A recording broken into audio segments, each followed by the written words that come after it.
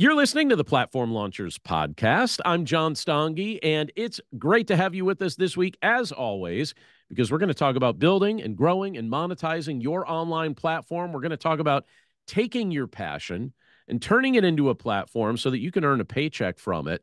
And each week, we try to bring some interesting content and concepts and all sorts of things that are going to help you build your online platform. And we have something really, really special in store this week. In fact, this week, we do this from time to time. If you've been listening to the show for a while or watching us on YouTube for a while, you've probably noticed that from time to time, we like to bring on a guest expert. And when I say that we have an awesome guest expert this week, I'm not just saying that. This is somebody that is high on my list of favorite people because of just who she is and her character and the way she goes about all her stuff. We have Brianna Hendley with us. She is the proprietor, the brain behind Achievement Coaching. And she gives people all sorts of expert coaching. I'm just going to let you know that you could find Achievement Coaching at achievementcoaching.com. So that's her website. We'll mention it again at the end, but I want to mention it right here at the beginning as well. Definitely check it out. Definitely see all the things that she's doing. Brianna Hendley, welcome to the Platform Launchers podcast. Thank you so much for having me. That was such a great welcome. Oh, love it. Well, Thank it you. was Thank you, all John. sincere, and we're really excited to have you here because this is what I've seen over the time that I've known you. And I guess we're approaching almost a couple of years since I first met you, somewhere in that vicinity. And what I've seen over that time, I've watched coaching become more and more and more just like the focus of your business life, the focus of your entrepreneurial life. And I wonder if just kind of give us, I have a whole bunch of specific questions I'll ask in a minute for anyone Mhm. that's thinking about building coaching into their online platform and they want to do this as a business. But I just want to hear, for starters, like, give us the overview of your life, your business. What does this all look like? And then I'll ask some specifics. Sure. So for me, and I don't know if most of you know this, but I started my coaching business when I was a full-time employee. So I started during COVID. It started right around 2020. So I've been in business almost for 4 years now. And I quit my full-time job it was at the end of last year. So I was holding on to the end. I was holding on for as long as I could because I was scared to death of of losing that stability. And I am so thankful. God just showed me in so many different ways that this is definitely the path that I should be on. So the cool things that I'm doing right now that just light me up and I get so excited about every single day is I am one of those that loves one-on-one coaching. There is nothing better for me than to be walking into a business with a business owner, hearing about the issues that they're having and be able to sit right there and put a plan in place and provide some homework to them and then have them get so excited before we even get a chance to meet again about the progress that they've had, the wins that they've had, and how they're progressing forward. So for me, that it just lights me up. I get so excited about that. So What do I you love one-on-one coaching. Yeah, and I can tell just by knowing you as a person that that's something that you seem wired to do. And I'm just curious, what do you suppose drew you to this? How did coaching really get on your radar? What made you realize this is definitely how I want to spend my life? That's a good question. For me, I've been in the business field for, I want to say about 20, 25 years. And I worked my way up from an admin to a recruiter to a project manager to a manager. And I was managing about 500 people located all over the world, essentially. And I was managing super large budgets. And when you have a big team like that, you tend to get the squeaky wheels, the issues, the problems, and that's all you're dealing with. And people, I say this all the time, people be people in because there's always something going on when you have a large amount of people. There's always an issue, always a problem. And I'm a problem solver, so I'm all about it. Let's solve some problems. But at some point, it just got to me. of just thinking, okay, how can we approach this when somebody can come to me and say, hey, I've got a problem. Let's really figure out a plan and work through it instead of it being a dire situation that someone's going to be fired or we're going to lose the contract or it turns into this hair on fire type of situation. So and just so you guys know, I've got a master's in human resource development, and for me that was just it was an easy transition with the leadership, and I think back and I'm like, I probably should have gotten my MBA, but it didn't work with everything that was going on with my family. And so the human resource development worked. It made sense to where I was at the time. And as I continued moving on in my career, I started working with smaller companies. And when you work with smaller companies, you get to wear multiple hats. Hmm. And the cool part is everything that you do in a small company matters, no matter who you are. Everything matters. And that was so exciting because you're actually impacting what is going on. You're not just a number in a big company. When you're small, your actions matter. So from that, I saw that small business owners need to talk to somebody. They need a sounding board. You can't just speak to your spouse, you can't speak to your employees and think that you're going to get the answer that makes the most sense, truly makes the most sense for you and your business. So around the COVID timeframe, I have a couple entrepreneur friends, and we were kind of all talking, and one said, "Hey, I'm looking for a business coach. I'd always love our conversations. I think you give great advice. I'd love for you to be my business coach." And I'm like, "All right, that's awesome. All right, cool." So I wanted to make sure that I showed up for them the way I feel all of you would. You want to make sure that you've got the best tools for somebody, especially if they're paying for you, right? They're Right. paying you money. You want to make sure that you can show up and you're giving great advice. So I started down this path of finding this coaching program that I could actually use the tools that made sense. I was looking through, I was like, yep, this all makes sense. I had a huge support team that you would be a part of this coaching forum for an entire year, if not more. So it really gave you the support to walk through. And because of that support, building the confidence and showing me how to do the sales and do the marketing and reach out to folks, it seemed just easy. I would talk to people and they're like, oh, I'd love for you to be my coach. I need a business coach. And it just kind of snowballed from there. So starting my business, I already had a client and I had a couple more that started coming my way. And then I met you, John Stange. And I'm like, how do you do this whole platform marketing thing? And then that took on a whole new life of its own that has changed how my business works, who I work with in my business. You guys all know Phil Whitebloom. Maybe some of you might remember him. I know he is Well, an you're speaking to the room here, but keep in mind most of the people that are going to hear what you're saying are on YouTube or listening on our oh, podcast, and so you think you're speaking to a room of faces you can see. You're really speaking to thousands of people you can't see, I so see they may not Colleen know and Phil Phyllis. Whitebloom, but they should know him. You should know Phil. So Phil and I connected, and he and I have a podcast, the Been There Sold That podcast, and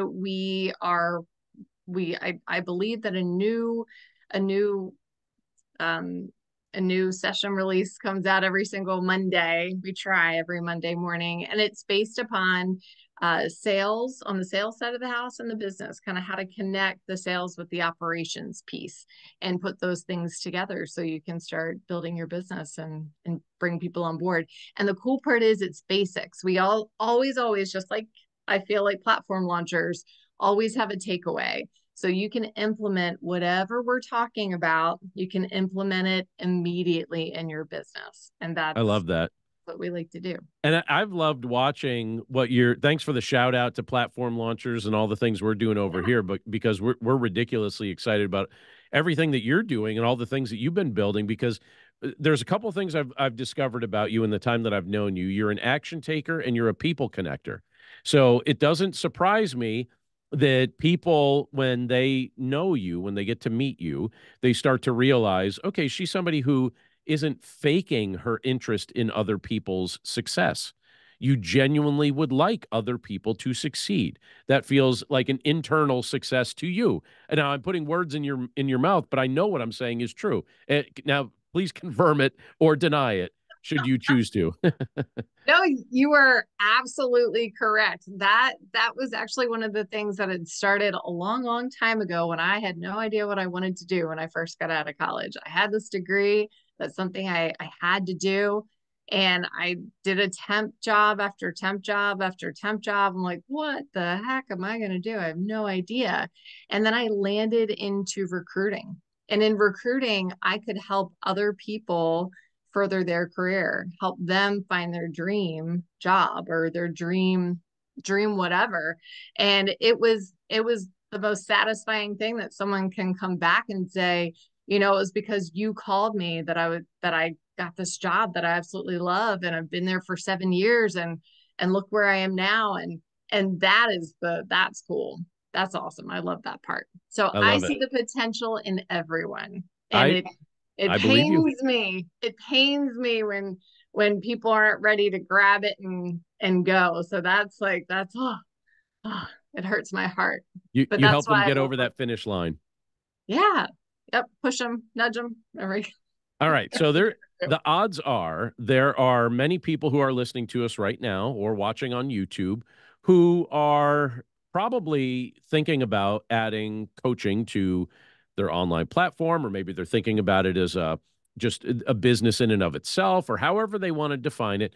And they're curious about some of the tactical and practical things. So let's give them a lot of takeaways here. I have a list of questions here for you that I think you are, at this point now, I consider you like the expert's expert. All right.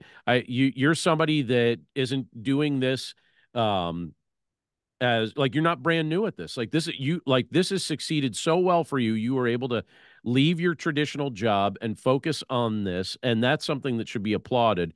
And there are people that want to know how they could do the same thing. So I think some of the questions I have here are going to help them get there. So the first question I have is this: what do you see as the primary role of a coach? And what I mean by that is, how does it differ from other forms of mentorship or guidance? So that's a fantastic question. I feel like the role of a coach, there's a piece of guidance in there. I feel like, as with any good athlete, or if you want to be good at anything, whether you want to lose weight, get stronger, um, write a book, whatever it is that you want to do, it is always wise to get a coach to help you, to hold you accountable, and to help you kind of cut the corners that if you didn't have a coach who hasn't been there before, they that's what they help you do, and they help you get there faster. And what I find is, I don't tell people what to do. People are going to do whatever they're going to do. That is for sure and for certain. What a coach does, it helps it we ask the right questions so that the person can figure out what the answer is on their own and be comfortable in moving in that next step with whatever decision that they decide based upon the questions. I have people that come to me all the time. They're like, you're more like a business therapist than a business coach, because of the questions that I have the opportunity to ask and really get to know them, and really find out what makes them tick. You need somebody to know what makes you tick. They got to figure out that information. And that's where I feel a good coach really digs in and gets to know the person. And Love it. again, they're helping them along as well as guiding them too. All Oh right. Well, yeah. then that leads me to my next question. My next question is this: would you be willing to walk us through your approach to coaching? So, methods or techniques that you find effective when you're trying to help these people you just described reach some of these goals. There's Yes. got to be some methods, there's got to be some techniques. What do you think is effective? Yes. So I would say the first thing is figuring out where they are. So if there is a survey that you have to understand wherever that person wants to get to, you need to figure out where they are. So you have something to look back on, number one. Number two, you also know what you should be working on so you can get them to where they need to be. So having some type of survey or some type of evaluation is extremely helpful. After we do the evaluation piece, instead of jumping right into something specific, and again, this is the beauty of one-on-one coaching. Group coaching, it's a lot harder to do this. But for one-on-one coaching, we're going to work on those fires first. So what are those problems in your business that need to be taken care of now? Because we cannot wait 2 months, 6 months, 9 months down the road. We need to take care of the hot button issues now, put that fire out, and then we can start working on the things that you can build upon. And so to that point, some of the things that I encourage every single one of my clients to do, I actually just got a new client, got his new journal. Have a journal that you do. You put all of your information for your coaching in, and some of the information that you would start out with is gratitude, putting down 3 to 5 things that you're grateful for each day in the morning. And then in the evening, 3 to 5 things that happen to you, such as your wins. And I had a client that came to me, actually, she just said this to me today. She said, "What do you do when you had a fantastic day and you had that one thing that ruined it all?" Mm-hmm. And I was like, it still means you had a good day. That didn't take away the good day that you had. So let's turn around that terrible, horrible thing, and let's figure out what were the lesson learned of that situation. If I could do it differently, how would that look? What good can come out of this situation? And once you start putting that down, instead of being down in that rabbit hole of terribleness, that negativity, you start thinking in what if you start thinking in possibilities. And so I'm always encouraging my clients to be thinking in possibilities. And when you're excited about the gratitude, you're seeing what you should be thankful for, that's huge. And then having your wins at the end of the day, because we all need to be reminded what good things happen. We don't need to go to bed with terrible things on our brain. We want to be reminded of good things. So I encourage everybody to do that. I actually heard that from Dan Sullivan, Benjamin Hardy and Dan Sullivan. I was reading 10x is easier than 2x and Who Not How and The Gap and the Gain. And I was like, what a fantastic idea. So I started doing it myself, and I encourage all my clients to do it too. So there's that. After that morning routine of kind of getting your book together is actually having a morning routine. I cannot tell you how many clients come to me and say, I don't have enough time. I don't have enough time to get everything that I need to do done in a day. Okay, so what's your morning routine? What do you mean? Well, how do you prepare for the day? Well, I come into work and whatever happens, happens. Well, right? That's not going to fly. So if you don't have a morning routine, a great book to get is The Miracle Morning by Hal Elrod. I personally like his edition of The Miracle Morning for entrepreneurs because I think it speaks more to entrepreneurs and gets you encouraged and excited. And of course, Honore Quarter, someone we both know, she co-wrote that. So I personally like that book, but it really helps you think about what you're doing in the day, especially for those, if you love devotions, then you can have that silence time. You can really think and focus on the affirmations and think about the vision. Where do I want to be? Where do I see myself today? How can this day go well? Then you can vision into the future of where you want to be so you can hit your goals. And then exercising, even if it's for a little bit, reading for a little bit, and then writing, scribing for a little bit. So you can take 30 minutes to do that. It doesn't take a lot. It would be five minutes for each thing, just about. But the fact that you're starting a morning routine, it helps create structure in your day. You get time to think. That's where the money comes from. Everybody knows this. When you have time to think, that's when the great ideas come from.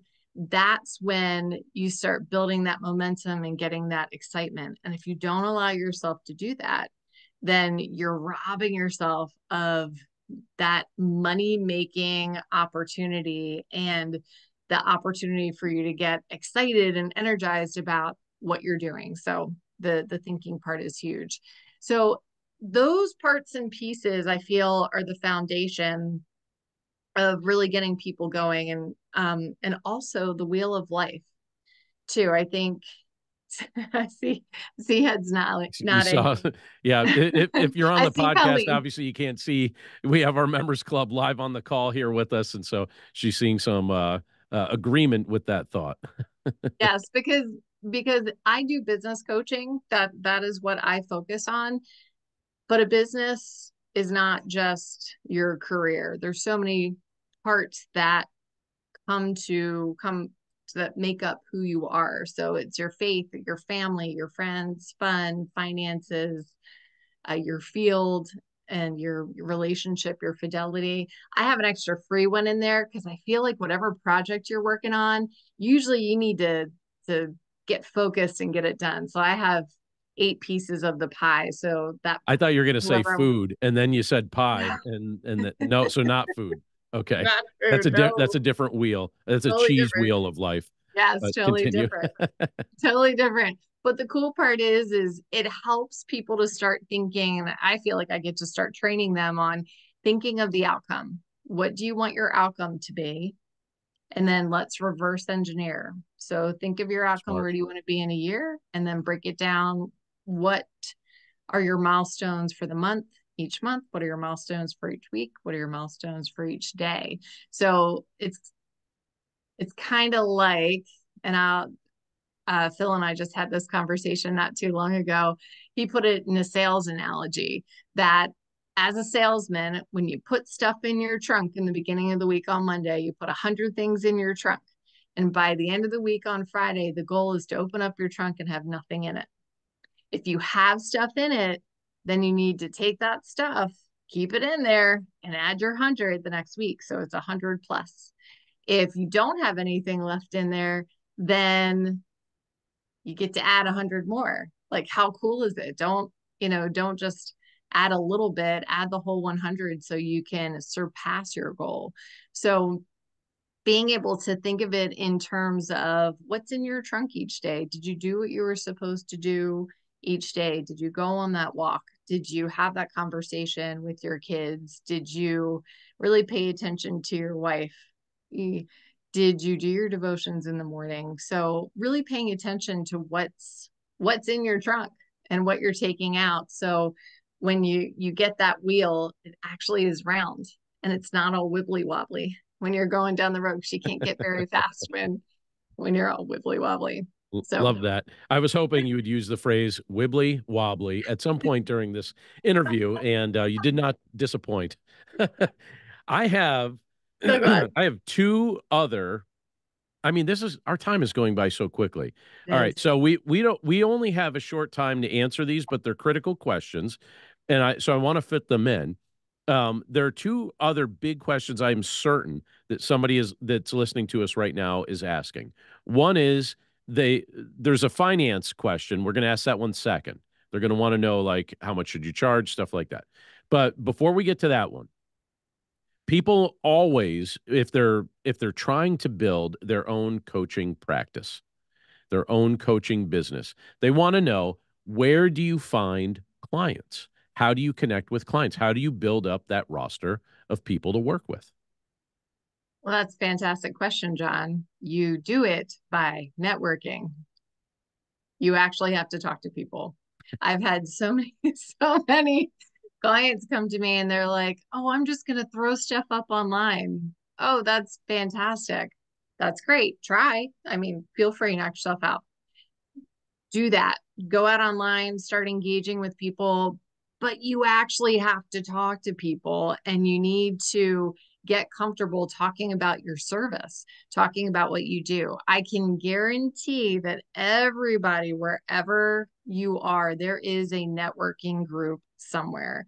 And when I say networking group, I mean your Bible study, your church, your kids' friends.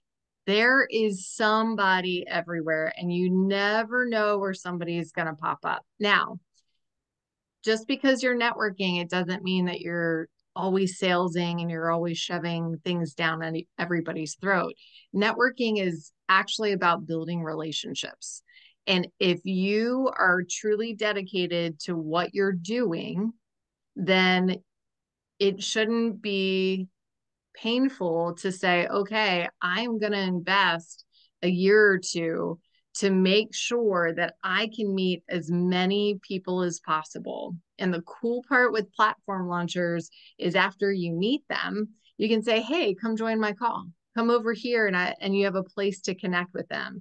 And then you've got a newsletter and then you've got a podcast. So you have this way to engage someone to keep them kind of keep that customer experience going. But when you first start out, it is simple stuff. It's having conversations, having coffees, referring them to other people, actually helping them out.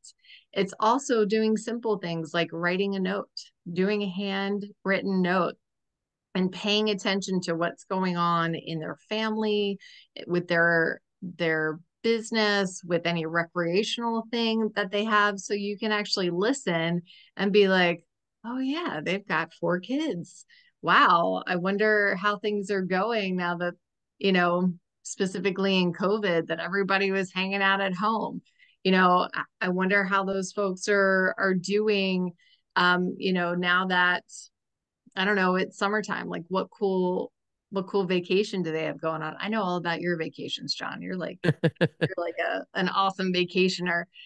However, when you're paying attention to what people are doing and who they are, they're like, oh my gosh, I guess I better start paying attention to that person because they're telling me all this great stuff, about me. They're remembering things about me. I want to get to know them even more. So it's taking them from friendly to friends. It doesn't mean that you need to invite them everywhere, but how cool is it if you walk into a networking event or you walk into the grocery store and you're like, oh my gosh, how are you? How's everything going? How's business? Oh my gosh, I was just thinking about you the other day. I've got somebody that I want to send your way. I cannot tell you how many times that has happened. And it's just by building those relationships.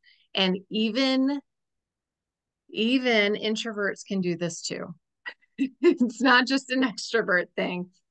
One of the things to do this, and this is also on the podcast with Phil, is when you go into a networking event, have a goal. Have a goal of how many cards you want to leave with and how many appointments you want to set up. So when you're talking to somebody, instead of having this long drawn out conversation, you don't need to do that. You can ask them what they do. And then when they take that first step, ask them.